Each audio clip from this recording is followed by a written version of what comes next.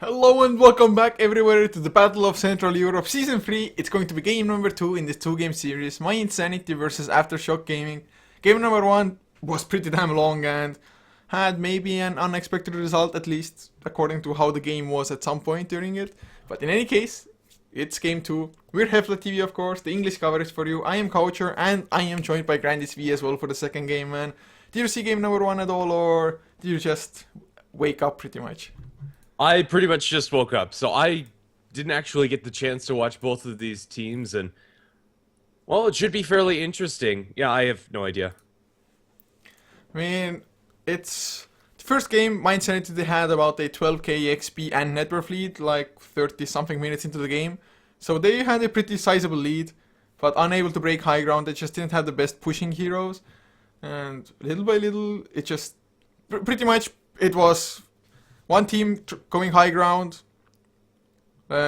killing some heroes, then buybacks from the enemy team, retaliation, and then just to the other side of the map and the same. Just all kinds of crazy, just buybacks, making a huge difference. But now mYinsanity already start with something different, going for the Viper to start the draft. Yeah, and since it's in the pool, Aftershock will snag up the Razor as well as the Jakiro to follow it up. Death Prophet Brewmaster as well as Batrider and Leash Commander have been taken out of the pool. The Aftershock bans are fairly peculiar to me. It seems that they're really scared of mYinsanity's pickoff potential, although I think leaving Batrider and Leash Commander inside the pool is a lot safer than the Razor, but they get their hands on it, so it ends up working out for them. I mean, Aftershock, yeah, they played it in game number 1, as they did the Jakiro as well, I do believe. So, two extremely strong heroes for sure. Jakiro, he was played in the core role, just solo offlane up against Faceless Void. Although didn't really get the craziest amount of farm, he was just like second from the bottom in net worth, like most of the time I think. But Liquid Fire still does his job. I mean, you just needed level 7. And Eul Scepter plus Blink, that's really all you need on a Jakiro. But now, Ogre matchup for mYinsanity. So they might angle themselves for a little bit of a more just late game focused lineup, rather than just run like a Witch Doctor mid lane as they did in game number 1. Yeah, it seems that's the case. Right now, Tidehunter is going to be taken out by mYinsanity. Centaur is still in the pool, and I'd expect him to take some ban hate in the second stage as well. Yeah, right now, still getting some stuff ready, as I wasn't really prepared to be casting this game. But let's see. Aftershock, they really haven't shown their cards as to where they want to be going in this game. The Centaur would be really nice for them. They are lacking a decent amount of initiation potential, especially until Jakiro gets a Eul Scepter. It's really hard to set up. But eventually, they will have quite a large amount of tower pushing potential once Aghanim Scepter as well as Jakiro gets level 7 and maxed out Liquid Fire. Oh, it's definitely going to be just rather scary for mYinsanity, unless they get... I mean, to be honest, against Liquid Fire you can't even get like Keeper of Light, Tinkers, just heroes as such that used to be popular at some point, but any kind of just magical counter push is not going to be enough because it's not unit-based pushing for Aftershock at the moment. So they're going to have to be ready for fighting when mYinsanity arrives. And that's the hardest part for them. I mean, Viper is a decent hero. You can get the mech rather fast depending on what lane you're in and how well it goes for you. So the mech is definitely going to be something that might help them just clash early. But they need a little bit more. Hopefully they're going to get some form of Blink initiator for themselves. Sand King I think might be out of the question since they already have a melee support as it is. So, like you mentioned the center earlier, it might be there for mYinsanity unless Aftershock ban it out now. Yeah, I think they will ban it out unless they want to pick it up for themselves. And since they have first pick in the second picking stage, I'd expect him to be in one of these slots, either banned out by Aftershock now or picked up by mYinsanity. So, yeah, both teams would very heavily benefit from having such a focused initiation power, and it's going to be Disruptor banned out by them. But it's really setting up for an IO. Outside of that, Disruptor is annoying, but is he really worth the ban? I'm not sure. Would have been a decent support for mYinsanity, but would have harmed their aggressive roaming potential a little bit. Maybe it could have worked out for them, but it seems that Aftershock might be looking for something a little bit different than that Centaur for their offlane. Maybe, just maybe, they're looking for a Dark Seer, as that Glimpse against the Surge is really nice, and Vacuum into Ice Path Macropyre is a pretty cool combo. Or maybe they look for something like a Mirana. I don't know. There's nothing that really seems necessary about banning the Disruptor if you're going to pick up a Centaur. Well, I guess it's cool against center as well, just glimpse people back when they're trying to disengage with Stampede, or the same with engaging, although Definitely not a common just counter to the center these days. I mean, not as strong. Maybe they're planning something like an IO, some form of IO combination. Disruptor definitely good against that. Just set down the kinetic field, static storm to wait for the relocate. But at the moment, Aftershock going for an ancient apparition. I don't know. Maybe the disruptor was just like, yeah, we don't want to face that hero period. We'll see. But mYinsanity going for a Morphling. Ogre Magi gonna be able to buff him up with the Bloodlust, of course, just make him a little bit scarier. But Ice Blast is pretty decent against Morphling.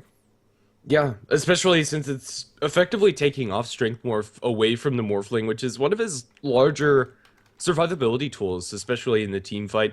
They don't have the largest amount of CC Aftershock, so even though Ice Blast is on the table, I'm okay with this Morphling pick, but I think they could have gone for a different carry, maybe like Ember Spirit Weaver. They could kind of fill the same role. I think Weaver would be the first one that comes to my mind.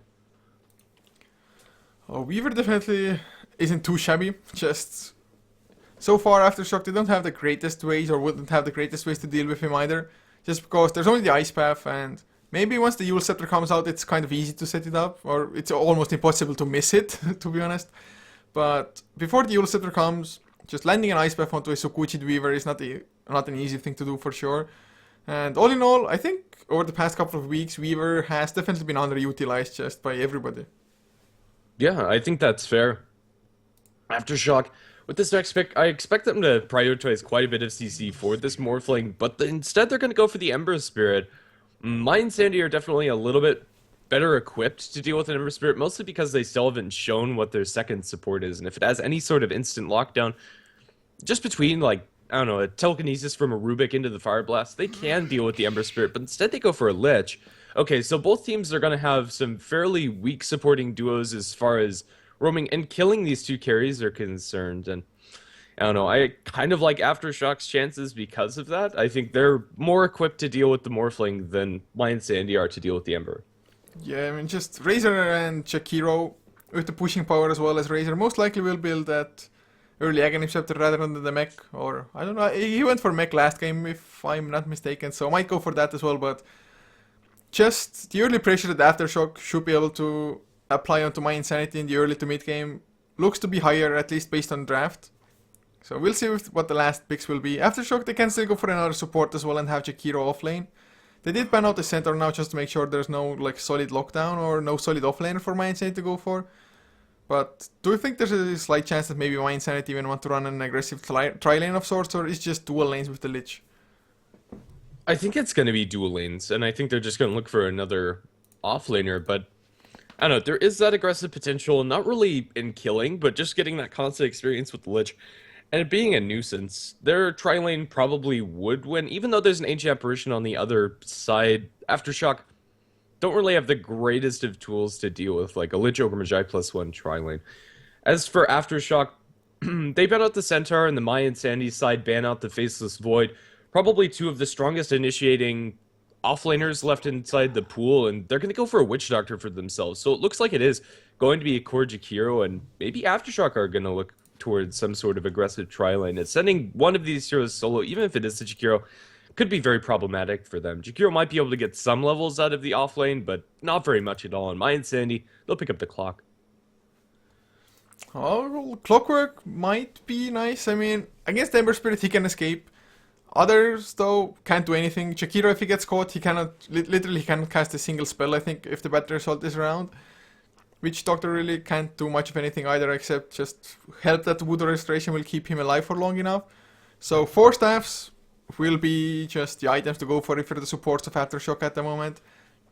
But this Clockwork, I mean, it might be decent for them. They don't have like the craziest things to set up, like no Mystic Flare into the cogs or anything. But we'll see. It's not a bad pickup, and if it's Lich Clockwork, it might even be rather disruptive for Aftershock trying to farm there, depending on who they're going to send the safe lane as a core. I'm expecting it to be the Ember Spirit, as throwing Ember Spirit mid up against a Viper just seems to be a death sentence for that hero, as there would be nothing that Ember could do. And even though Ember Spirit wouldn't have the greatest of times up against the Clockwork, I think it's much better than ensuring that he gets nothing in mid. Ember Spirit definitely is a hero that doesn't want to start on the back foot. Although he can catch up once he gets the Battle Fury, you would want to have the Battle Fury as fast as you can. And we did have a tiny pause, but looks like the teams are actually ready. The last heroes or last players picked up their heroes. So should be fine. And now, purely based on draft, which lineup would you prefer? I'd say mYinsanity. I think that they're just going to be able to get a little bit more out of these lanes. And Aftershock, they kind of rely very heavily on landing an ice path where there's really not any setup for it, or maybe a lucky paralyzing cast. The lockdown just seems to be very limited. I kind of tend to agree with you there. I think the Clockwork was a pretty nice pick just because Aftershock, they have fairly just weak heroes against Clockwork. They don't have any innate escape mechanisms apart from that Ember Spirit. So we'll see. Of course, mYinsanity, other than just having the power cogs, they don't have the greatest lockdown to try to deal with the Ember Spirit at all. So Ember Spirit, if he gets off to a great start, might just completely overtake the game. But Ember Spirits usually, they go for the glass cannon build, and it may do a lot of damage, but it's not too hard to punish it. Just if you catch him once, he's gonna die pretty fast. Yeah, that said, we'll get into this game and introduce our players. Currently, it's going to be Mind Control on Aftershock, heading presumably down towards the bottom lane. Jalopy looking towards the mid, potentially, or bottom. He's going to be playing on the Ember Spirit. The support's Witch Doctor, played by Zeroji, Ancient Apparition, handled by Goma, and the Jakiro, played by Kefka. As for mYinsanity, for the safe lane will be Gruzin on the Viper, leaving Hatawa on the Ogre Magi. The other support is Lizard on the Lich, Milan playing the Morphling, and the last one will be Mitch on the offlane Clockwork. And is it just gonna be Lich? Are they really running safe lane, tri lane? Hatawa with the haste rune behind the Ogre, wanted to go for the Witch Doctor and putting quite a lot of harassment, so even though he won't get the kill, or he's probably not gonna get the kill at least, he's still forcing out like at minimum 4 tangos between all the heroes here. Yeah, he is going to be paralyzing cast, but the ice path was wide right, and that's going to do nothing. Wow, that that ice path must have been a tiny misclick, or I don't know. Sometimes, very often, you aim it correctly. At least you think you aim it correctly, and it just goes God knows where. So no chance for them to get Ogre. Although even if the ice path, it's only 1 second stun plus just it does 50 damage, which is really nothing. So I think with the haste rune, Ogre would have been able to get away anyway. But would have been closer if nothing else. Yeah, it probably would have forced out an extra tango from Madawa, but I think that's about it. This game, I would be really interested to see like Viper going for a more aggressive build rather than building like Mechana Agnums, which is pretty standard fare as of now. I'd love to see him go for an Orchid. I think that would be, I don't know, potentially really good this game. Just offering them some lockdown for the Ember Spirit to give them a chance of killing him, even if he does get that farm. Orchid definitely wouldn't be too shabby at all against such a hero, so maybe we're gonna see something different coming out here, maybe not. Hatawa, I think, went to the door. Yes, so he's back already. Come on, it's annoying. To be honest, I would just ignore if somebody was at my door. Ignore it. Maybe it's something important too, so I don't know. If you're expecting something important, then you're gonna have to go check it for a second. But in any case, wasn't that long of a pause. So we're back. Bottom lane, it's solo versus solo so far. Ember Spirit versus the Clockwork. Clockwork, if he positions his cogs correctly, can be rather annoying with just the mana burn and the pushback. But now, are the supports rotating in? Because it sure looks like it. Yeah, and I think it's necessary. They don't want to give Clockwork a free time. In mid lane, mYinsanity have committed the Lich as well as the Morphling into a dual lane, so Mind Control's not going to have a great time in this lane, even though on paper, like, Morphling's going to lose this lane. When you add in that Lich for a little bit of extra harassment, as well as just that constant denied experience, it should be swinging in their favor, and Morphling, at least at the start of the game, is having a pretty good time. Jakiro's left completely alone. It's only the Ogre that he has to deal with, however, so it's not going to be the worst lane for Kefka, and he's going to be able to get some experience, which is pretty much all you can ask for. But if he ever comes up to the lane and tries to CS, Gruzin should put an end to that fairly easily. Point and poison attack as well as Nether Toxin already a fairly aggressive opener, and that's going to mean that Kefka can't really get much. He's trading hits with Hatawa, and both of them are trading decently evenly. Although Kefka has less regeneration than the Ogre just naturally, as well as in the raw tango amount. So Kefka is probably going to be zoned out eventually once his regeneration runs dry. He just needs more levels into the Liquid Fire to be able to properly just take on Ogre Magi there. Otherwise, the 6 base armor is just way too much. Sometimes, just if you see off-lane Jakiros, they go for a double Ring of Protection, just to get the extra armor to begin with. At the moment, the Ogre coming in from behind. If they do connect with the Ignite and the Poison attack, should be rather easy to chase the Jakiro down. But getting to that point is the hardest one, just because the lane is pushed out. Although Kefka going for the side pull now. This might be a perfect opportunity if the Jakiro just goes a little bit too deep into the woods. Yeah, we'll just have to see. It is only a level 1 Ogre, however, so they're not going to have that follow-up disable, and Kefka looks like he's going to be completely fine. Doesn't get lulled into the trap that is that side pull, and now the Viper, he's going to be able to try to pull away these creeps, but instead it's going to be Kefka getting experience under the tower, and although he's giving a little bit of extra farm the way of mYinsanity, he's ensuring that he's getting something out of this off lane. Pretty much, as far as experience is concerned, tied with Mitch down in bottom. Well, at the moment, we do have a kind of a dual mid lane, although Seroji, he hasn't even shown his face. So, well, they're gonna go in. There's the waveform as well. It's gonna be first blood, I think. Paralyzing Cask a little bit too late.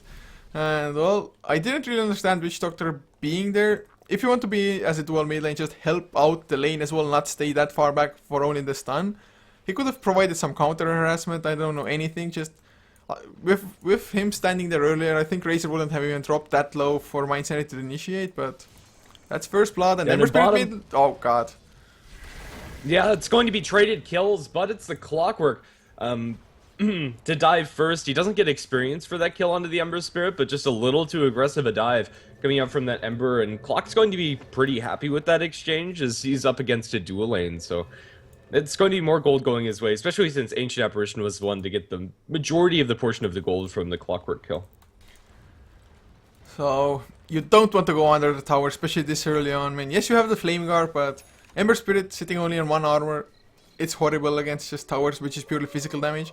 Now with Mitch, he's going to go get the double damage room for himself as well. No bottle to bottle it up. As Milan, is he going to get the kill out to Seroji? Yes, he is. One more right click.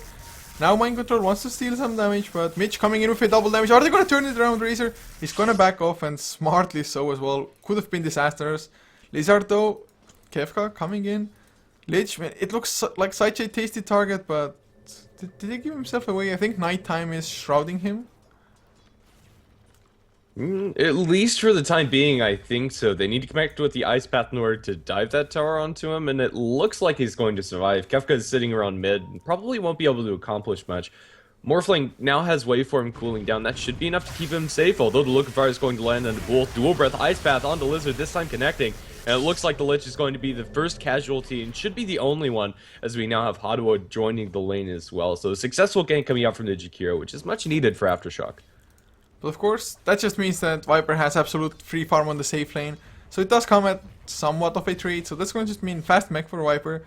And faster combat readiness for mYinsanity as a whole. Also, just because Mitch on the bottom lane, he's going to get that level 6. And that's really all he needs. He's going to have that hookshot available to himself. And there on, he can go on Jalopy though. He wants to go on Mitch, but huge mistake. He gets the Flame Guard, but Better Result still stunning him through. Nicely done. He didn't panic, just... kept on eating away at the cogs, and of course I think there was like at least one creep in as well, soaking up some of the battery assault. Yeah, and Flame Guard, for the most part, is going to keep yourself safe. That extra 200 magic resist is going to more or less negate battery assault. Now with Chains on a Mitch, taking creep wave, is going to mean that he's dropping low, but in fact, the battle's in mid lane as Milan trying to strength warp through this, running away, and he'll be able to make enough distance between himself and the enemy team to keep himself safe, and the Voodoo Restoration is going to keep Aftershock at reasonable amounts of HP on top of it. A lot of heroes are dropping low, but nobody's dying as of yet.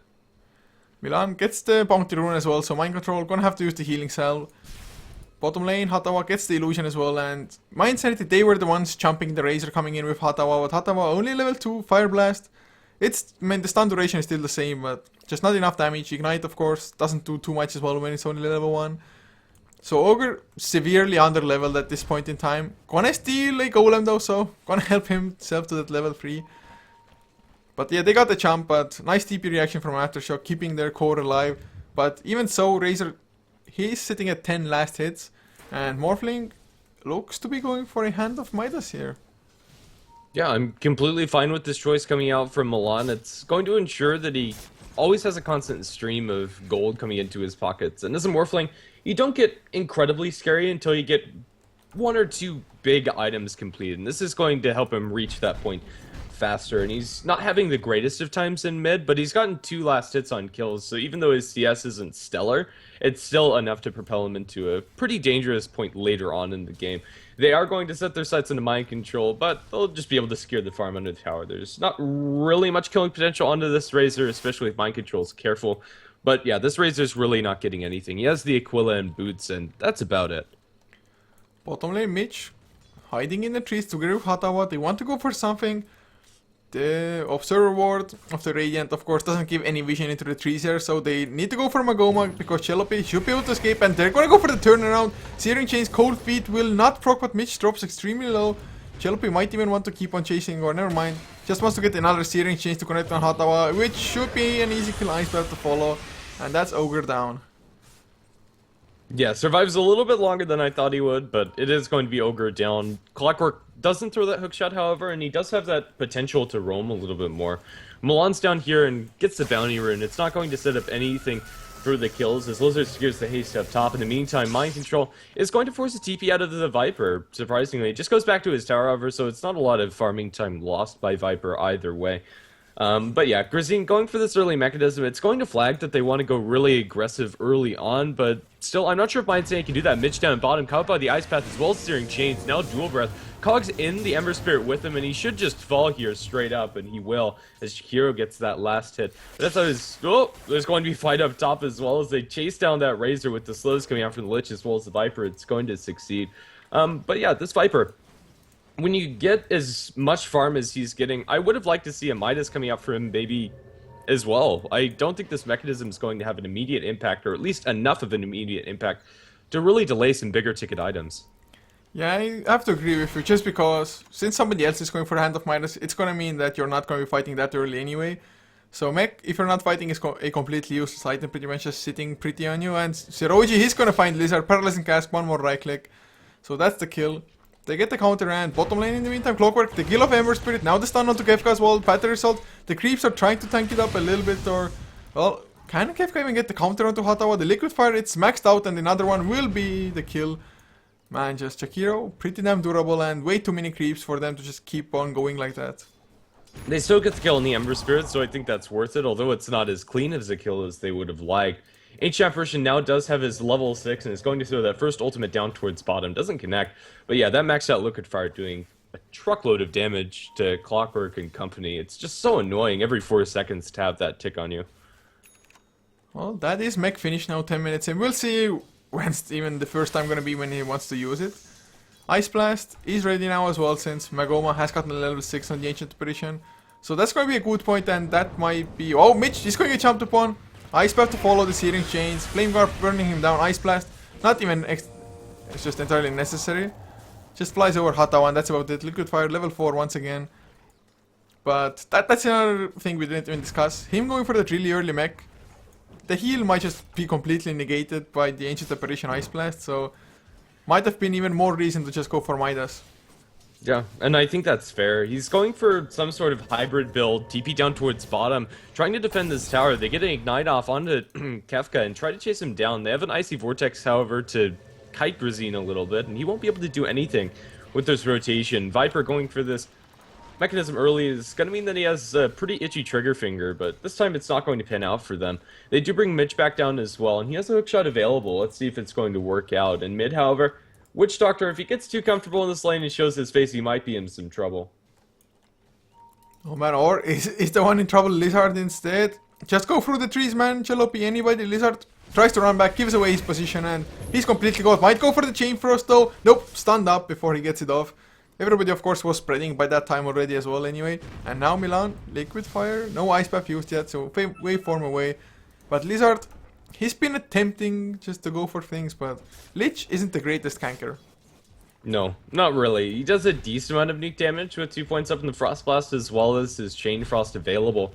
But yeah, it's just not great. He needs a little bit more, and even then Lich, no hard CC, and a very squishy hero if he does get collapsed upon, as we just saw. Liquid Fire is going to put quite a bit of damage into this tier 1 tower, and Jakiro's tried to find some openings onto all of them. Tier 1 tower down in bottoms dropped to below half, as is the one up top, and although they haven't been able to fully commit to them, if they get a couple more pickoffs like that, Aftershock will be able to take that extra gold very quickly. TP down towards bottom, attempt to deny potentially. Let's see if they're going to be able to find it. Viper Strike onto Kefka, return with the Ice Path. Jakiro does a lot of damage to Grazine, only 2 points up into his passive. And now Mitch going to get the hookshot into Kefka, going to isolate him inside the cogs. There's one creep inside the cogs, but it's not enough to save the Jakiro. They get the last hit on the tower. Ancient Apparition Ice Blast doesn't land onto the Viper. But yeah, there's your Clockwork falling in return as they rotate in Jalopy on top of it. At least Clockwork bought up as much as he could before the death, so didn't lose any gold at all there. Got the urn finished. That's gonna be good. And now Magoma, he's gonna get gone upon. Waveform from Milan has a haste rune as well. A few more right clicks, an easy kill onto the AA. Just water killing ice here. And Milan, he is number 1 in net worth. Just comfortably so as well. The Hand of Midas has been running for some time. Free 0 and 0 on top of that. And can they even get the tier 1 when the glyph is available for both teams, but might just be a tier 1 trade. Yeah, it seems that that's going to be the case. Jakiro's not alive, which means this tower push is going to be a little bit slower, but they'll take the tier 1 tower down in bottom. Tier 1 tower in mid is glyphed, but only for now. It's incredibly low, and nobody's in position to look for the deny. Let's see who's going to get destruction. It is going to be Milan on the Morphling. And even though he's backed off for the Midas, he has another 2,500 gold on top of that at 13 minutes in. Morphling, his impact's still going to be delayed a little bit because he goes for this item, but Morphling is incredibly farmed. 3 and 0 and 65 CS. Yeah, that's just extremely good. Highest CS. Viper is his equal at the moment as well and has himself a cloak. Is it going to be casual cloak or is he actually going to build just fully into the pipe? Pipe's not terrible, but he's going to be very strapped for mana if he does go for it. The ultimates, as well as the mechanism, already tolling him down, making poison attack very difficult, and then the pipe on top of that. That extra 100 could mean that he doesn't get it. I think it's just casual, which isn't a bad choice, but I don't know. I'm pretty iffy about Viper's build this game. We'll see what he's actually going to commit to. Tier 1 tower in mid's going to be frost armored up by the Lich, or ice armored rather. And that's going to delay this push a little bit, but doesn't stop the Jakiro constant liquid fire spam. We're going to see Ottawa eat an Ice Path Macroplier, and then just be brought down. Witch Doctor has been also committed. They get the Ogre kill very easily, but now Waveform over from the Morphling, as well as the Lich Chainfrost bouncing through the multiple heroes. Chainfrost is going to bounce his Roji as a hookshot lands onto him as well. Mitch going to connect with that poor Witch Doctor, but he has now gotten a couple too many heroes proccing with that ice or cold feet. Mitch is going to be locked into place, and now Jalopy going to be able to clean up the Lich on the backlines, chasing down Kefka with the orb walking. Grazine might be able to get this kill with just the tick damage after the fact, and he will. TP away from Ancient Apparition is going to keep him safe. All said and done, I believe it's a 2 for 3, and a tower going to wipe mYinsanity. So mYinsanity coming out ahead. At least Ember Spirit didn't die there, so that's a good sign. Ice Blast though, I don't think it connected on anybody. It did fly over Mitch, but no impact damage there, just a debuff for a little while. And without Yaganims, that's not really too scary, to be honest. So, nice fight for mYinsanity. Morphling, of course. Still getting even more farm, and that's his ultimate orb. Is it still a Linken's game? Although Linken's... you just go for straight of Manta Style or Skadi in this game, right? I mean, Linken's would kind of be redundant. There aren't too many spells that would even proc it. Yeah, I think you just go for those bigger stat items. If you really feel the need to go for a defensive item, I think you go for a BKB, but I think this game, it is just going to be like the Manta or the Skadi. I think that's up to personal preference. I think Manta Style is probably going to be a little bit higher on Milan's list, so maybe that's going to be his choice, but usually you see the Yasha being picked up first. It should just be a Skadi. Man, I just love Skadi.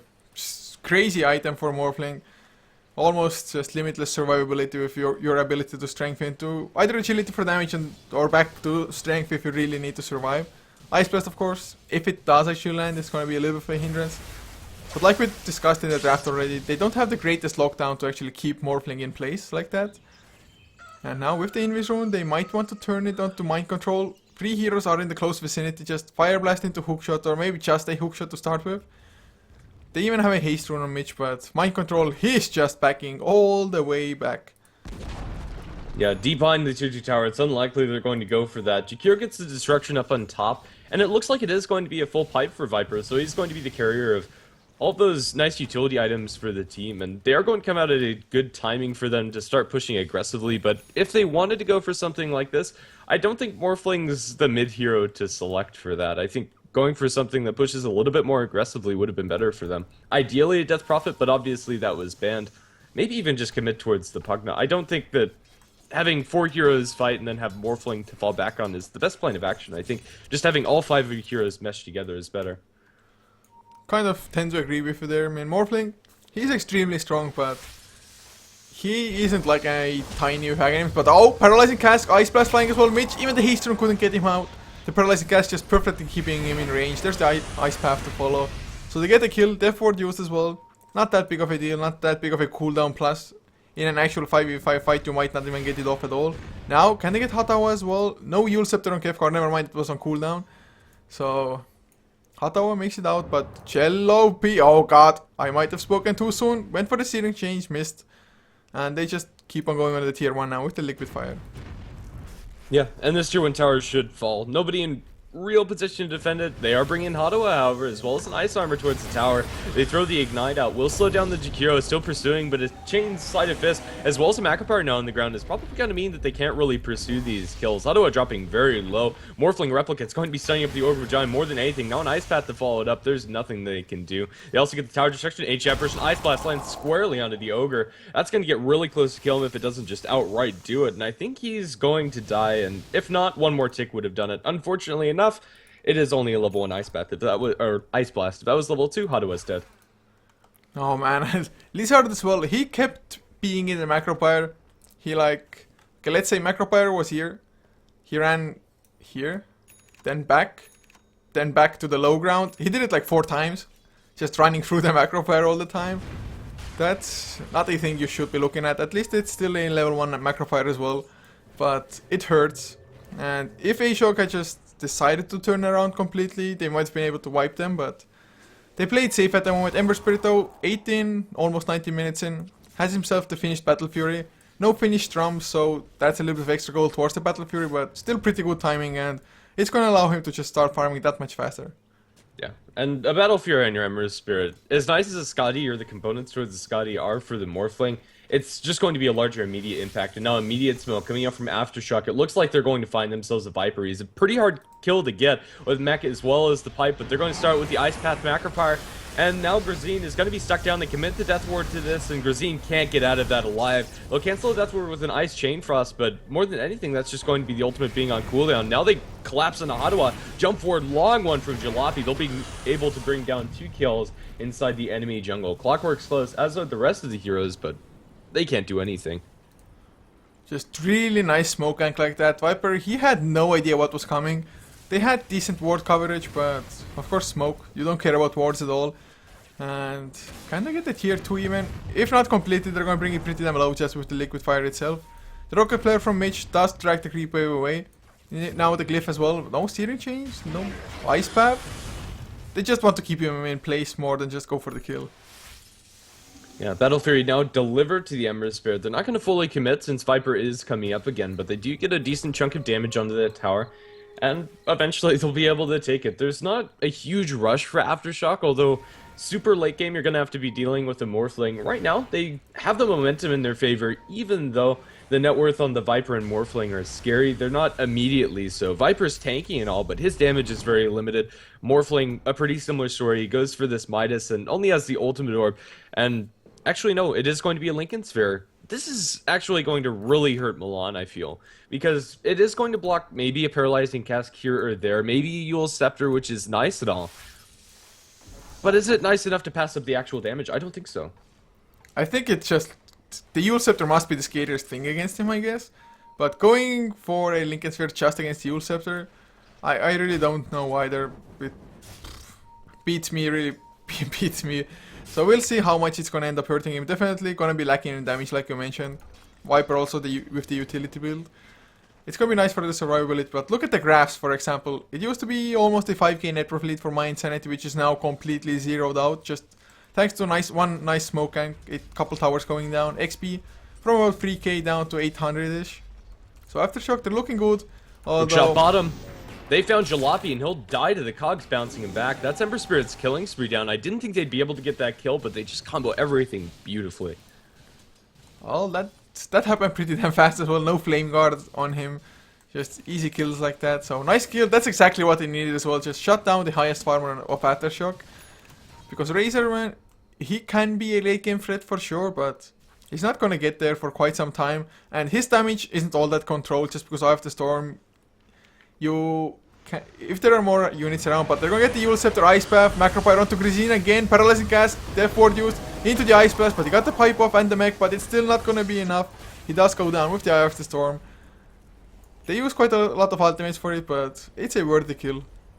Yeah, it is. And if they don't use those ultimates, there's no way they're killing that Viper. TP's down towards bottom, defending their 2-2 towers. Milan, as well as Clockwork, pushing that after the Ember Spirit kill. So for now, the threat of action anywhere on the map is more or less diffused.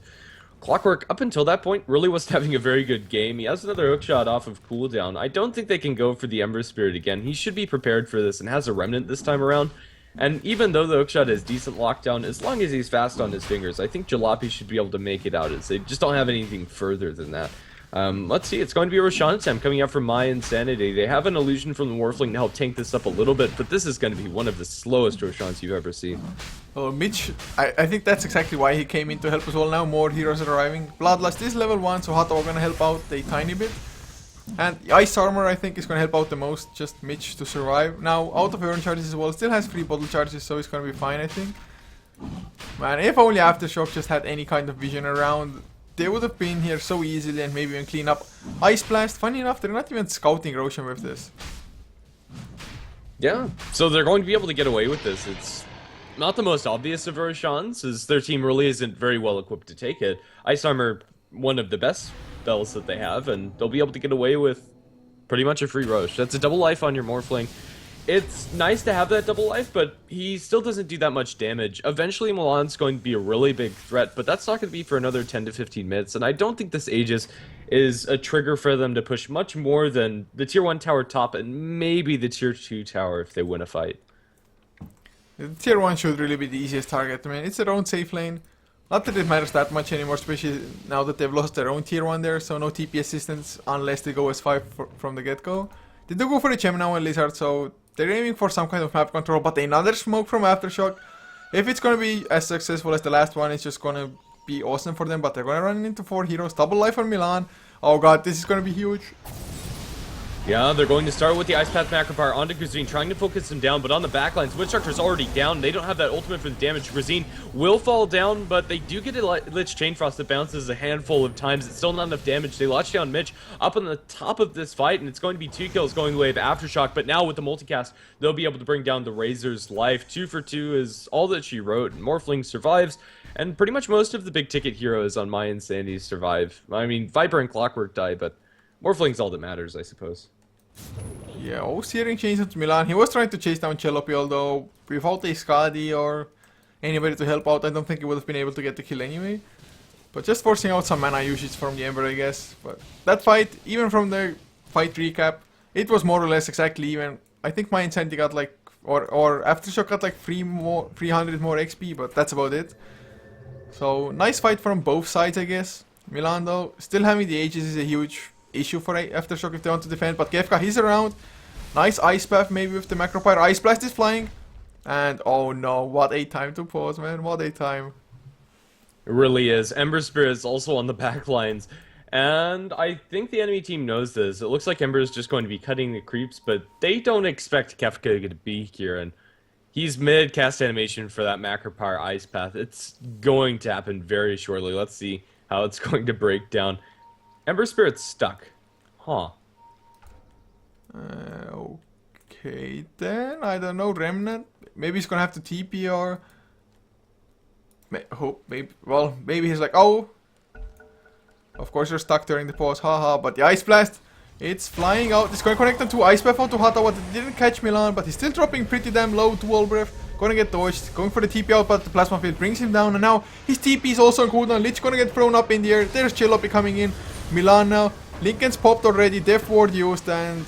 all the way from to the low ground. He might even be able to survive unless Chelopi, well, he's gonna catch up. Milan trying to strength morph as much as he can. There's the Searing Chains connecting Plasma Field, Ice Path. They get the kill and suddenly 3 heroes gone. Yeah, Morphling pretty tanky at this point, but he doesn't pose a threat in and of himself, and it was a really nice Ancient Apparition Ice Blast and the Jukiro Macropyre catching out too, although it doesn't instantly kill everybody. inside of it, they're able to clean up after the fact. So it's going to be 3 clean kills going their way, and since they have the Takira on their team, pushing this tier 2 tower is very easy for them. Clockwork's not close enough, although Mitch might be able to join this fight with a hook shot. The tier 2 tower is already going to be down by then. What a fight for them to win, really. I mean, getting the Aegis, and the fact is that Morphling, the TP being cancelled there, and then losing the Aegis, that just pretty much reduced his success rate of getting out there safely by about 50% at least, I would say. He did his best, but just his best was not enough by the end.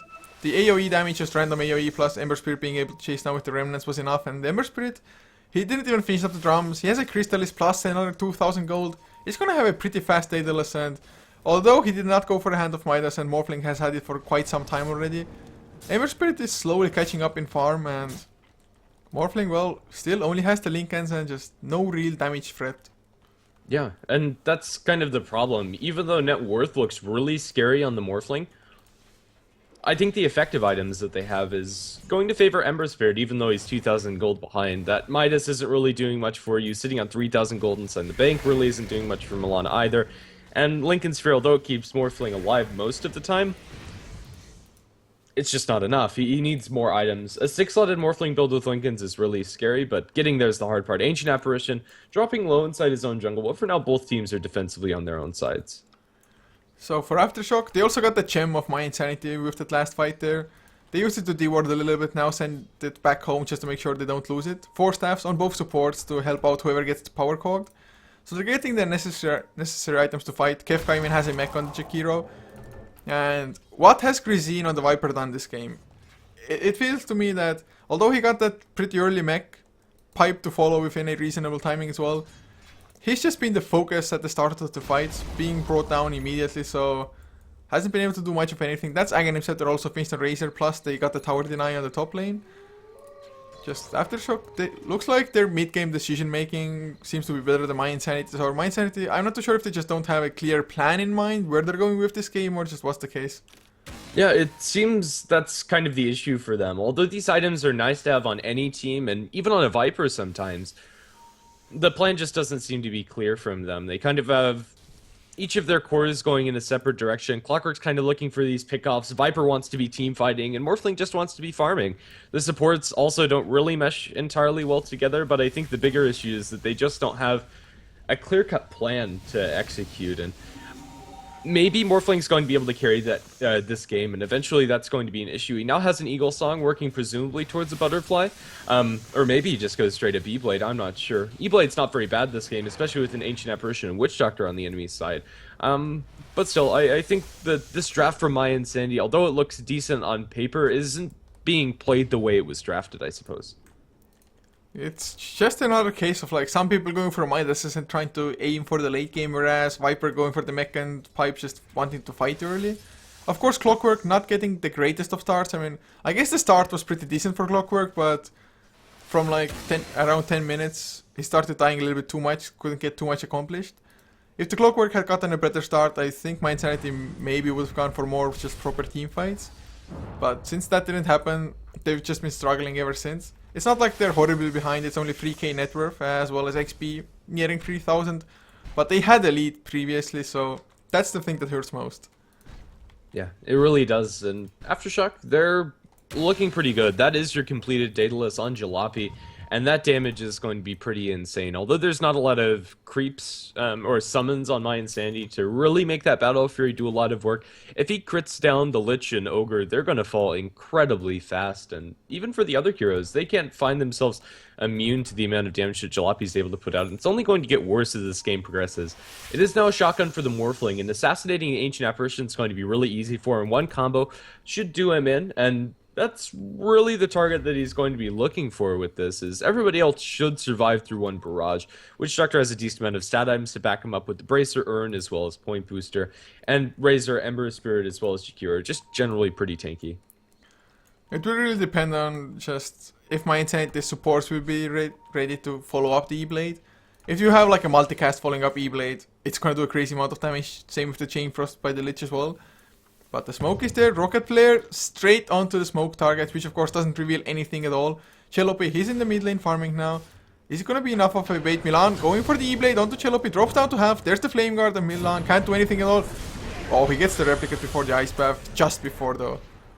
Yeah, he is going to make it back towards the top lane, but now the tier 2 tower in mid's probably going to fall. Razor Aghanim's working away at it, and Liquid Fire as well. The tier 2 tower is going to die, although they're TPing back to try to defend. The creeps are down. Ice Path doesn't connect onto anything, but the chains will keep Mitch at bay. Tier 2 tower goes down to the Razor, and now let's see if mYinsanity are able to catch anybody on the retreat. Mitch does have a hook shot to throw out, but with creep spawning, there's no clear angle, and it looks like Aftershock are going to be able to make a clean retreat if they want to, but they're sticking around. They can't really do anything off of this, but they're not going to be punished either. It's just a clean T2. Well, they're gonna just send Chelopit to farm up the top lane now. Lots of creeps coming in, so easy farm for him, and the tower didn't really take any damage at all almost either. So win-win. They get the tier 2, defend their own, get some more farm going, another 4 staff as well, so make it free now for their team. Razor up to another 1.8k gold almost. And Morphling, he's still number 1 in the network, but suddenly only 1k just separates him and the Ember Spirit. Milano, E-Blade definitely nice. I mean, you saw that he brought Ember Spirit down to a little bit less than half even straight away without the Flaming Guard being there. If they just had the Fire Blast to follow, might be easy kill. But we're gonna see, they're gonna smoke up, and their game plan is just blow up one hero and just look how the fight goes from there, I think. Yeah, and let's see if they're going to be able to find that hero. The Witch Doctor is looking pretty juicy down towards bottom, and I think he's going to die here. Zeroji's sticking around way too long. Wait for him over the top. Morphling almost obliterates him with the combo, and Force Staff's not going to save you, and a Clockwork Flare's flying through. Morphling almost could have done that himself, and with just the Clockwork inbound as well, so they'll find a pretty key pickoff. That Witch Doctor is doing a lot of the damage inside Aftershock's team fight. Now it's their turn to put some tier 2 pressure. They're probably gonna get it as well. I mean, without the Witch Doctor, without the Death Ward, I'm not sure if they even want to attempt to defend. So, although Ice Path onto Milan, just waveforms away, and there's the hookshot, catches too as well, the Cogs. Oh my god, but Force Staff out mind control, he's still caught. Where's the Force Staffs, bro? Ice Blast, and well, there's the E-Blade getting the kill. Ice Blast finally coming out. Lizard, he's already escaped. Milan backing off as well, didn't even get connected. Chelopi dropping down to half. Sleight of Fist does quite a lot of damage, but not quite enough. Another Remnant trying to escape. Grisine still alive in the middle of everything. Finally does lose his life to Kefka. So it's a 2-for-1 if you account the Witch Doctor. But there was a buyback on Mind Control's Razor, which accomplished pretty much nothing because everybody had either backed off or died already. Yeah, and it could have been really huge for him. Everybody was really low. The Lich, the Ogre, everybody just making away with very low hit points. The Ember Spirit Sleight of Fist, they're showing their power, but not enough. He got a full creep wave with that Sleight of Fist as well as all of the heroes, but their tier 2 tower was just too low for them to continue that fight. If the tier 2 had like 100% HP when mYinsanity started pushing it, maybe that fight goes in Aftershock's favor. But now they're going to try to capitalize on this buyback from the Razor to look for a Roshan of their own, but with the Clockwork as well as the Lich Morphling in position, Ogre Magi not too far behind as well. This is a very risky proposition. I think they'll back off, although maybe I spoke too soon. They're going to try and finish this. It's not a very fast Roshan either, and with Clockwork Flare scouting this out, they should probably get out of the pit. I don't think it's worth sticking around. It definitely isn't. It's just going down too slow. mYinsanity, there should be plenty ready. Milan wants to come in as well, still has the replicate ready. Magoma, he's gonna get caught upon. E-Blade comes through, still not dead though. Milan gonna have to chase a little bit longer. Ice Blast used, but there's no follow-up at all. And there's the hookshot, catches free. Roshan still alive. They're gonna use the Force Staffs, but they need the Death Ward, they need something. There's the Death Ward finally coming out, but everybody's out of the Roche pit now. Use the turn to Kefka. Milan comes in, he's gonna snatch the Aegis as well. Oh, never mind, he even got the Roshan kill for it. Kefka gonna get multicasted down. It's gonna be a 2-for-1, I think, as Ember Spirit. He did make it out, mind control though. Going for Grisine, might even get the kill, and he's gonna do it with Chelopi helping out with Sleight of Fist. Milan gonna rejoin the fight finally. E-Blade down Jakiro. Adaptive Strike, a few right clicks for Zeroji, and Mitch forced it forward, hookshot on cooldown, but it's still a 2-for-3, plus of course mYinsanity, they got both the Roshan kill and the Aegis. Yeah, and now Jalopy, they're gonna lose even more. He was flirting on the outskirts of that fight and just gets a little too aggressively caught out, and now that's in favor of mYinsanity. That move to go into the Roshan pit by Aftershock is severely punished. Not only do they lose a fight, but they lose what they came for, and that's going to be Aegis on your Morphling now with 5,000 gold. This Morphling now is going to be incredibly scary. Even though up until this point he's been fairly damage light, once the E-Blade came out, he was already hitting pretty hard, and now with whatever his next choice is, Butterfly, Scotty, anything that gives him more agility is just going to make him so hard to deal with for Aftershock. So, it's at the moment mYinsanity wow, it can be Skadi, like you mentioned, on Milan, and suddenly he's 5k ahead of Ember Spirit. What was it like maximum 3 minutes ago when there was like a 1k difference only with 14,000 on Ember Spirit and 15 on Milan, something like that, and he's gonna go in onto Mind Control. That's a little bit suicidal, thrown up in the air, Ice Path to follow, and Milan, well, he has the Aegis, but just Razor is way too tanky. Death Ward though, channeled way too early, and it's gonna end, but the Ice Blast is coming in as well, Milan. Well, he does get the replicate out in the end, but that was a poor use of the Aegis. Yeah, it is, but as long as Morphling gets out alive, I think it's fine. I don't see why mYinsanity have a team that's immediately going to be able to push into those tier 2 towers anyway. So the worst case scenario is that he does die, but he's always able to get out with the replicate after death. Current rotation in mid coming out from 2 heroes or 3 heroes of Aftershock inside the guise of smoke. They actually bring everybody but the Ember Spirit, excuse me, just all clumped up inside the map. But it's smoke return from mYinsanity. This could be disastrous for either side depending on who gets the initiation on who. They're setting their sights onto the Ember Spirit up top, and it looks like it's going to be ships passing a night, Aftershock going aggressively in the enemy jungle, and mYinsanity onto the enemy side of the map. I think the best they can hope for is this courier, which might be flying over some heroes, but now the hookshot, it's going to go over towards the Ancient Apparition. Now the Ember Spirit dropping incredibly low on the sidelines. He's going to be shotgunned down, but doesn't die. He's able to escape out. There's a link going the way of Mitch, but it doesn't last very long, and this fight is going to start wearing down as both sides have delayed for now. However, Ice Path to help disengage lands onto 2. Jakiro and company are going to be able to make it out alive. Clockwork, no hookshot cooling down for another 30 seconds, and with all of Aftershock grouped up, it's just going to be 1-for-1 support trade. Although, they're going to flare again, they shouldn't be able to find anything off of this. Well, I was expecting so much more from this fight, from either side really, although I think mYinsanity had the better positioning. Now Seroji forced up to the high ground, escapes Milan's clutches as well. Milan, I don't think he even saw him. Maybe random? No, never mind. TP out already from Witch Doctor. Really looked like Milan wants to waveform, or like he saw something, a glimmer of hope, I don't know, but let's just probably going to go for the tier 2. Maybe go for the tier 2 top afterwards, because the lane is pushing out as it is at the moment. No point to just risk the high ground, although Lincoln's popped, he will set it up as well. There's the Ice Path to follow. Macrofire, oh, he gets 4-stepped out of the Ice Blast, and there's the multicast onto Kefka. Hatawa, he's on the run, and Morphling, well, he's just going to escape because of the replicate, but Ogre Mindshare will be the casualty. Yeah, Morphling, he's gonna drop low to the spells coming up from Aftershock, but Sleight of Fist doesn't do enough to Milan, really. With 36 armor now, he's sitting at 68% physical resistance, and even when he's fully agility morphed, he has 1700 HP and a little bit more than that to boot.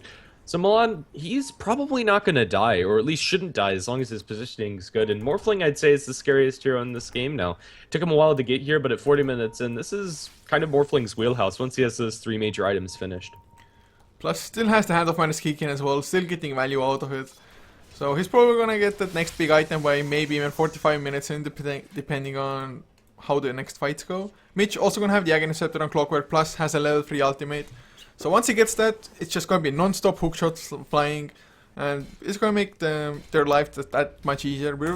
We have had quite a couple of fights where people just kind of disengage and run away and know that the supports lose their lives. With the Agony Scepter finished, that fact should change. Yeah, and Ember Spirit, he has been able to put out a lot of damage inside the team fights, but now he's going to be building an ultimate orb item, and whatever it may be, Lincoln Sphere to block some Fire Blast here or there, or a Scotty for some extra HP, it's not going to have as high an immediate impact as his first couple of items, and Jalape's going to start falling behind the Morphling. I'm not a huge fan of this pickup, although I can understand why he feels it's necessary. I think he just needs to be able to 1v5 the enemy team and let the Jakiro and Razor soak up the front line. At least my control man, he needs that BKB so bad. Kefka might want to go for something like a Hex, maybe a Shiva's card, anything that can help out. AC, of course, on their team as a general wouldn't be too bad, although there's not the craziest amount of physical damage on mYinsanity to begin with. Just more so help out their own damage output. Because survivability is one thing, but if you can't kill the enemy at the same time, what does the survivability do to you? And Viper has a BKB now as well. It's crazy how hard in theory it should be to just bring that Viper down, mech, pipe, and a BKB. You just pretty much have immunity against everything. Pretty much. Viper, with his current build, is unlikely he's going to be able to do any damage on his own, but if he picks up something like Heart, he is pretty much going to be unkillable. But even more, I'd love to see him just get a Scythe. His team's lacking lockdown, and that instant initiation could be huge inside the team fights. Milan's hunting in mid as a Hasterin as well as Bloodlust. If Ancient Apparition shows his face inside the lane, he's going to die, and let's see. Now, Courier flying over the top. Morphlink's going to replicate out of there, however. It was only a matter of time until they spotted him out, so he's going to play it safe and join the rest of his team. Now smoked up his 5. Roshan still isn't going to be up for a minute and a half at the very least, and they're just going to look for a pickoff. And it looks like the receiver of this pickoff is going to be Zeroji, but never mind. They go towards the left instead, and they might find some bigger fish to fry as the Razor, Jakiro, and Ancient Apparition are all in a pretty compromising position. Hookshot on the sidelines. They found themselves initiation onto creeps, and that's going to be nothing. However, the Jakiro, he gets off the Yule Scepter to barely save his life. Now, Mechanism, he's going to survive with about 500 HP. Ancient Apparition, Ice Blast, Witch Doctor Ultimate bouncing through. Milan dropping pretty low, but not low enough. Hatawa is going to fall down as the Ogre Magi waveform over the trees coming out from Milan. Cogs are going to block in the Morphling, however. Morphling trying to destroy these Cogs. Help him out, Mitch. Milan is going to survive there, but that could have been very questionable. Long range Ice Path chains, as well as the Sleight of Fist. Milan is barely going to survive by replicating out towards the Lich, taking down the Urn as well as Liquid Fire isn't going to do him in. Milan just surviving by the skin of his teeth, and now some Strength Morph to come out. He's going to be completely fine, or will he? Another Liquid Fire from the Jakiro. They don't lock him down any further, and now it's the Lich. To pay the piper, as Lizard is going to be burned down. So was it really a 3-4-0? Jakiro did buy back into this? No, he survived. Wow. I'm pretty sure. That's crazy. First of all, I thought he even died before he got the Yule Scepter off. I thought he's going to just get blown up immediately. Not the case. Kefka as a Jakiro, pretty tanky hero, although he doesn't have any strength items at all.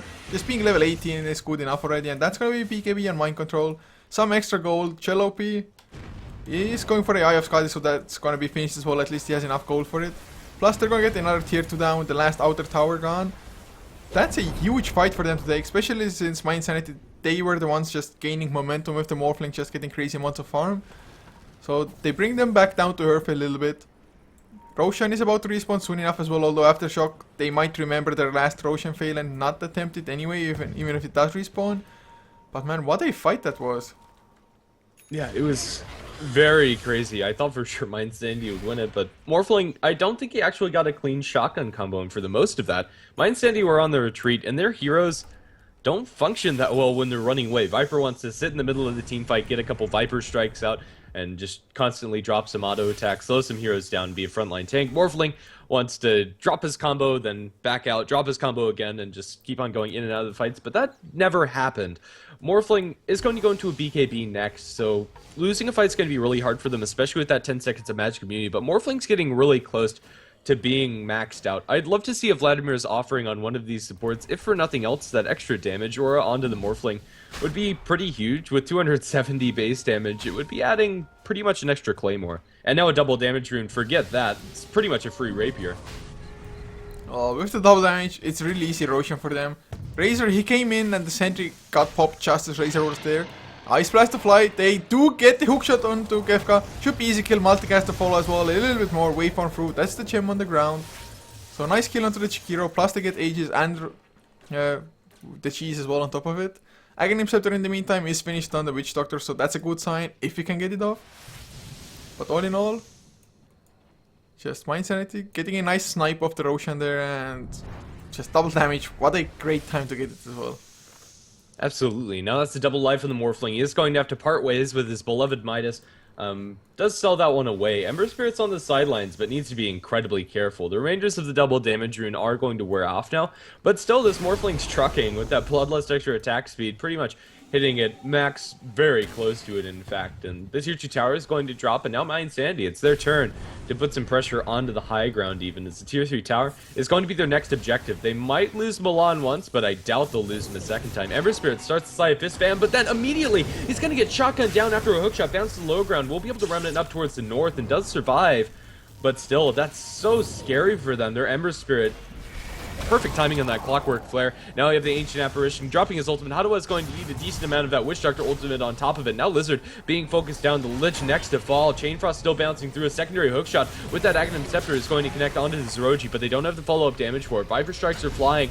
mYinsanity still aren't able to completely win this fight. Milan's over the top, has his BKB. Man fighting up against Zeroji, and he can win that, although probably going to lose his Aegis. Replicate away, and a hookshot's going to miss, which will mean that mYinsanity are forced back as Aftershock find no losses on their side. Still pursuing a little bit. Going to get Yule Scepter onto the Viper, but with Clockwork backup, it might be Kefka, the one to fall. Bounce back closer towards the Viper. Won't be able to slow him down any further. Flare lands onto 2. There's another hookshot. Lands onto the Jakiro. Will be Force Staffed away. Force Staff from the Clockwork. Going to get him out of range of that H-Staff versus Ice Path. And Ice Path is going to whiff. And now Mitch trying to make his way out of here. Liquidfire, however, is going to slow him down. And now with Chains, he's going to hookshot towards an ally. And Milan might have just saved Mitch's life. Going to earn himself up. There's a replicate. They're going to Yule Scepter that one up. And that's going to mean it's harder to get in range for Mitch. But with those Tranquil Boots as well as Yule Scepter, Jakiro is booking it. Trying to catch down Mitch. Another hookshot.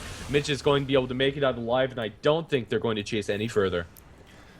Crazy escape coming out. Really thought it's gonna go down when the Razor got close enough to him so that the Cogs wouldn't have made the difference, but they still keep on chasing. Magic Wand, it's still not gonna be enough mana with the Force Staff to the low ground. He's gonna be safe, but Aftershock, they've reached the base of mYinsanity all of a sudden. The question is now, can they actually press high ground from this? I have the Storm on cooldown, a little bit low on mana as well, maybe on some of their heroes, but should they keep on pressuring or is it too scary? I don't know. This seems really risky to me. I don't think they should be doing this. They still have an Aegis on their Morphling, and that double life on Milan's very difficult for them to deal with. Ancient Persian Ice Blast lands on the Lich as well as Milan, but that's not really going to phase them that much. It's going to be annoying for sure. They smoke up, but that's going to be immediately revealed as Milan is going to start attacking some creeps. But did they actually know that was going on? It's fairly difficult to spot out Morphling as he's auto-attacking, and they're sticking around. Clockwork looking for a wraparound with the Ogre Magi, and let's see if they're going to find themselves a tasty ice cream cone as Magoma walks into Mitch, turns on the battery assault looking for the hookshot. Hookshot misses, and that's going to be it, as they're not going to be able to connect with that kill. Now Ember Spirit bumps into an Ogre Magi as well as a Clockwork. Probably going to be able to survive through this, while Jalopy is going to be forced to remnant away. Gets back to the rest of his teammates. Razor's close, and this is a fairly sketchy situation for both teams to be in. Double damage from spot up the Ogre, and I don't think Ottawa is going to pick this one up himself, but now with the double damage, it's probably going to be sat on for Morphling. They can't do anything. Oh, Morphling. How long does he have the Aegis still for? Only about a minute, so I don't think they can accomplish anything with that, but Morphling... Is he going for Butterfly next, or is he just Meta style finally speed up the pushing process and whatnot, or... What would you like to see on Morphling once that Aegis expires? Butterfly. I think just the extra agility, the evasion's going to get some decent traction up against the Razor as well as Ember Spirit. I don't think there's anything else that would be better for him, to be honest. Oh, but another smoke. Kefka leading the charge. The double-headed dragon. Twin-headed dragon. I don't know, but there's Yule Scepter, Ice Path, Macro Pyre to follow on to Hot Bomb. This poor Ogre Magi. One more Force Staff was not enough. Kefka, Force Staff back, and there's the Chain Frost doing nothing, but the multicast comes out with the Aghanim Scepter. Double multicast. But Jalopy just cleans up with one Sleight of Fist. Mitch drops low as well to that Aghanim Scepter death ward. So that's 3 heroes down. None of them have buybacks. They need to push out the lanes a little bit before they can actually go high ground because of the backdoor protection, but it's 40 seconds where they should be able to do it. I mean, Morphling solo with Viper, not gonna be enough for the defense. Yeah, I mean, if you're picking any 2 heroes to defend high ground, I'd pick Morphling and Viper, but still, it's not a very good situation to be in if you're mYinsanity.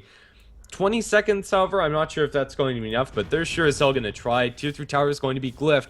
They're delaying decently enough, and they might be able to defend their barracks here, but the Tier 3 tower is almost completely forfeit. Mind Control doesn't have another Eye of the Storm for 8 seconds, which is going to be a nice window for mYinsanity, but there's just not an opening. Milan now chained down to the ground. They're focusing down the melee barracks. Ice Path avoided by a waveform.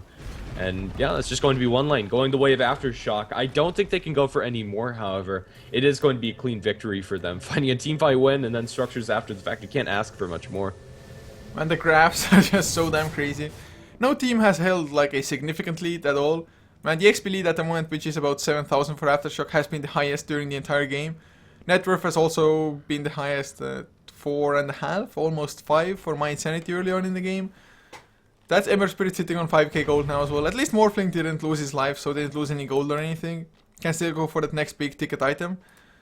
But at this point, Morphling literally just almost the entire game is on his shoulders.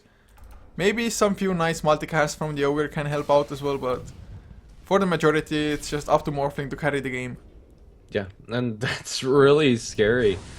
It's not the best hero to completely carry the game on his back. A Morphling that's 6 light is incredibly scary to deal with, but I don't think at this point you can outcarry what Aftershock are bringing to the table. You now have an Ember Spirit that's going to be completing up a secondary Daedalus. to follow up his first, and the crits are going to be insane coming out from Jalopy. And the auxiliary heroes are just going to drop so much faster. mYinsanity might be able to pick off one, but now we're going to see a potential fight breaking out in bottom, but a TP away from Grazine is going to keep him safe.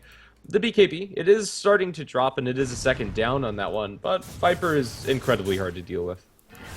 Oh, but, I mean, Aftershock that is, they didn't use a single ultimate for that, so they're gonna be able to do exactly what they did, just another time around with no BKB anymore on Viper. And Viper, he's so close to a Hex if that's what he wants to go for or anything at all. And the smoke around, oh god, mYinsanity. Hookshot misses though from Mitch already. Kinda still going, he wants to keep on going. Mind control pops the BKB, they're gonna need the lockdown onto Mitch. But he's just 4 steps away, Ice Buff will miss as well in the background in the meantime. There's the Linken's popped on Milan already. Macropire not doing too much. The Chain Frost bouncing around rather nicely. Ice Frost will connect onto 2. They're gonna need the follow up. Milan drops low. Nice Ice Buff Mitch. Blade Mail activated. There's the Death Ward as well. Gets some nice bounces. Morphling on the run, but I think the Ice Blast will be enough to take him over. No, it won't. So damn close, but the Ice Buff will catch Grazine. It's still gonna be a 3-for-1 exchange here. Too bad that the Razor died. He's a pretty strong pusher, but just great fight anyway. And mYinsanity, their initiation was just all in shambles.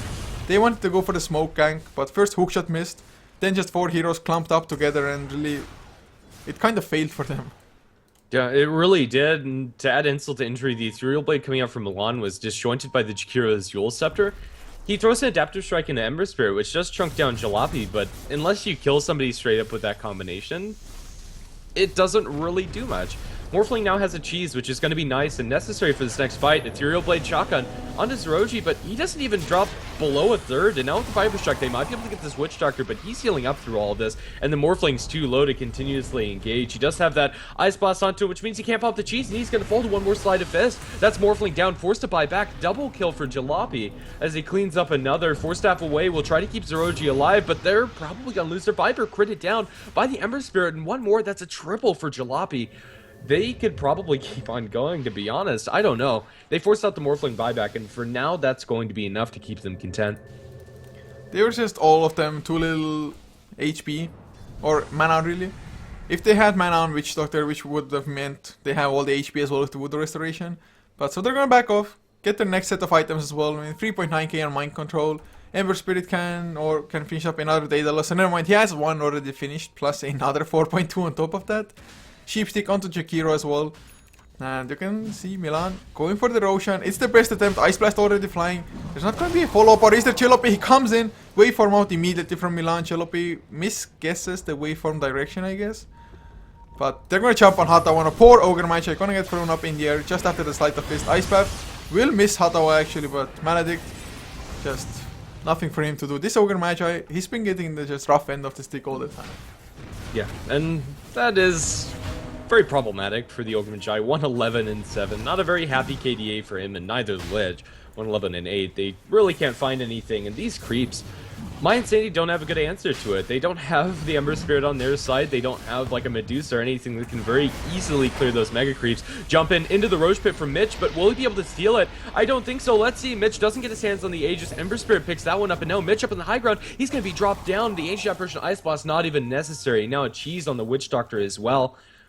Desperate times call for desperate measures, and I think that one was a necessary attempt, but now it's 60 seconds with no clockwork. What do they do with the double life onto Jalopy?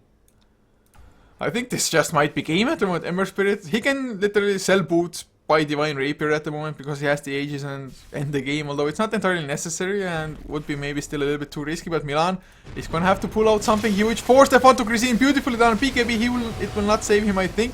Yeah, the physical damage is just way too much for him to handle. Death Ward used for that as well. Even bounces to the Lich. Chain Frost completely whiffed. Milan gonna get hexed up on the Morphling. PKB is there now. Waveform. He's gonna have to escape because he doesn't have buyback. Nobody does. They're gonna chase down Hatawa. Once again, Ice Blast will not connect onto Milan. But PKB ends. Really, they shouldn't be chasing, but getting objectives instead. And they're gonna back off for them, but doesn't matter. GG called Aftershock. They win the series 2-0. No big surprises there. It's going to be a pretty clean win for Aftershock. After all is said and done, they are dealing with a very farmed Morphling, but as we just saw, he wasn't able to carry it himself. I think all of this comes down to just mYinsanity not completely being on the same page when it comes to item choices. So guys, this is going to conclude this series, but it was only the first of the day. We're going to keep on going here, I think, with Aftershock versus mYinsanity. Power Rangers, I want to say, or yes, Power Rangers versus Aftershock coming in on this channel.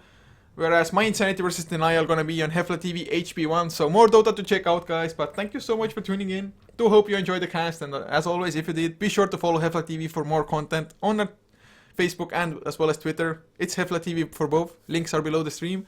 For the casters, it's at Coucher for me everywhere. At GrandisV for my co-caster. And just, of course, shout out to the sponsors of the tournament. Hitbox, Steel Series, eBattle, ViewSonic, Esports Gaming, Bet, something, I don't even know. GGNet, just everybody who has supported this tournament. But see you guys for the next series in just a couple of minutes.